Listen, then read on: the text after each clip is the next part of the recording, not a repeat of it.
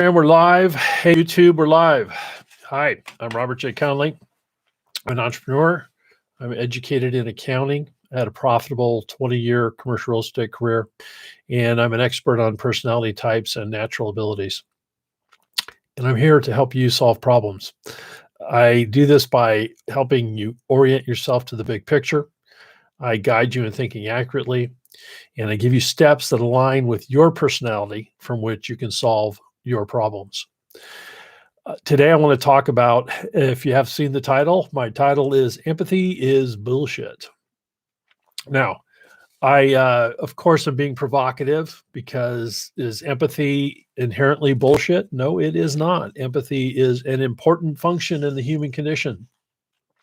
However, at times, especially in our current era, there is an emphasis on empathy that might be somewhat misplaced. Empathy has its place, but one of the ways to compare and contrast empathy is along the lines of a couple different things. So one famous researcher, actually an autism researcher, has made the distinction between systemizer and empathizer. And if we go to the Myers-Briggs model, we can make a case for this is actually a conversation about the distinction between thinker and feeler.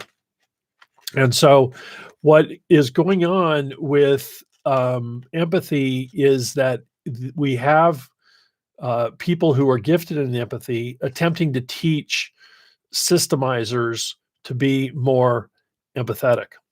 Now, the way to look at this is, what are the odds of a systemizer being able to teach an empath to be more systems oriented? We're basically trying to teach people, like left-handed people, to use their right hand more, and right-handed people to use their left hand more. And, to some degree you can, but you're always going to be coming up short if you take that approach. So I want to give you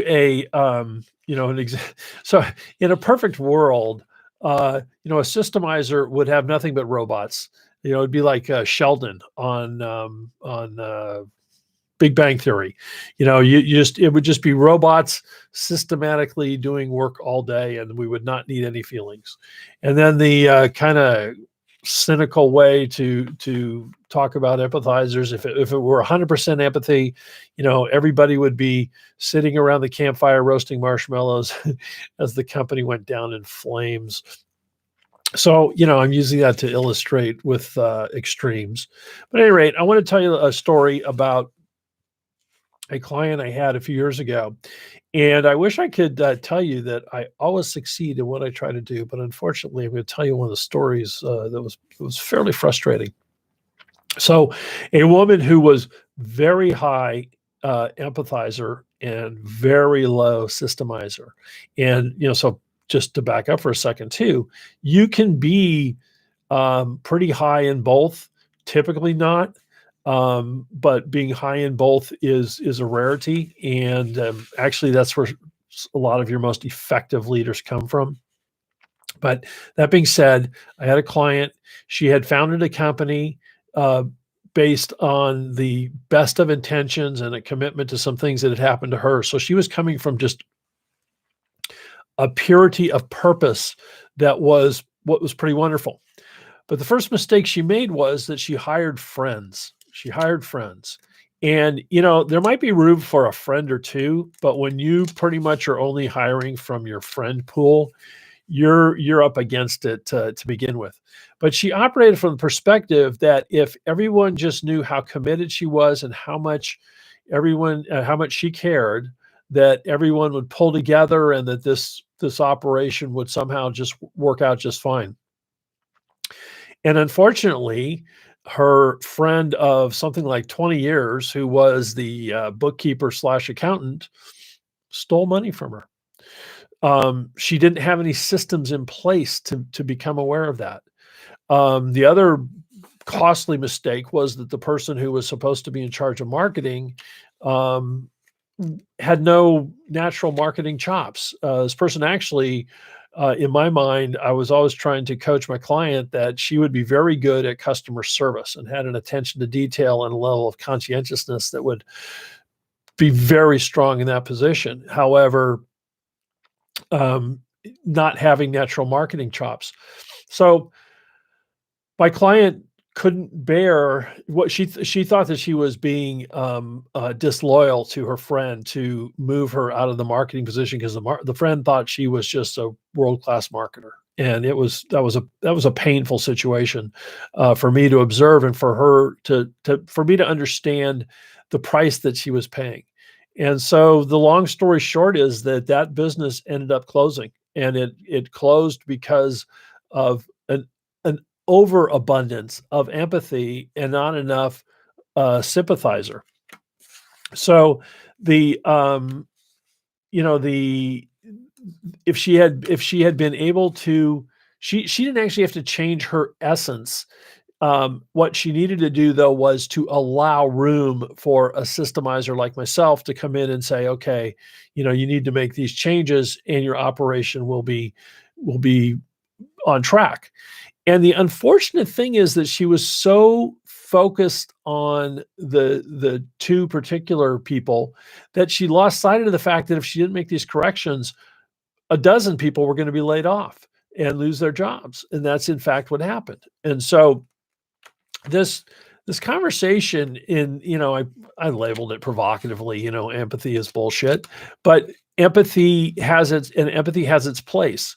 But I want you to think in terms of, like, again, this is where it becomes easier to see that empathy is not, it's not this universal thing that we should crave in every leader and every person. Do you want the structural engineer who did the design on the building you're in to have high empathy? No, you don't really care. You want him to actually be pretty cold-blooded and calculating and saying, well, this is how it needs to be built if it's going to stand up. Do you want your surgeon lying down on the table with with you as the patient? No, you want your surgeon to have a dispassionate look. And so, when you look at it, empathy versus systemizer, you can also look at it and go, okay, there's this preference for the inanimate world versus the animate world. Like I said, thinker, feeler. And so just these different, different words that apply to a very similar concept. And so the important thing for each type is to stay in your position, play in your position. And if you're a systemizer, what you lack in empathy, you make up for what you can make up for in conscientiousness, in just being a kind person, in being honest, in being all these other things that result in you designing good systems, in your thinking being accurate. So that's what this conversation is about, is if you're a systemizer, be a systemizer. If you're an empathizer, be an empathizer. And you have your places, but also build your awareness of where you need to be trading places, or not trading places, but opening up that, oh, wow, oh, we need some harsh reality right here. And the flip side, if you're a systemizer, to go, oh, okay, yeah, it's time for some hugs. It's time for that kind of human interaction that would help. So that's what I've got today. I'm Robert J. Conley. I am here to help you solve problems. I'm here to help you see the big picture, to guide your thinking accurately, and to give you steps that are within the scope of your personality and your abilities to help you solve problems. Until next time.